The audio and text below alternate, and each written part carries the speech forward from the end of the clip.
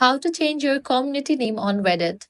Let's get started. First, launch your Reddit app. Make sure you have already logged into your account. Now click on three bars given at the top left. Under moderating, you're gonna find all of your communities. Now select the community to change the name. So I'm gonna select this one. Now head over to the option mode tools. Here, you're gonna find different option. Scrolling down, you're gonna find the option community settings. If you find that option, click on it. Under that settings, you're gonna find the option to change the name of your community. You can remove your old community name and then type a new one and set it. In case the option is not available, there is a workaround. You'll need to delete this community and create a new one.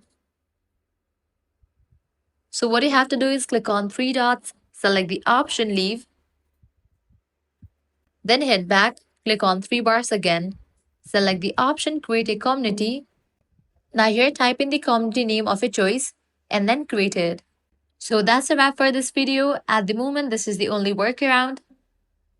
If this guide helped you out, don't forget to like, share, and subscribe.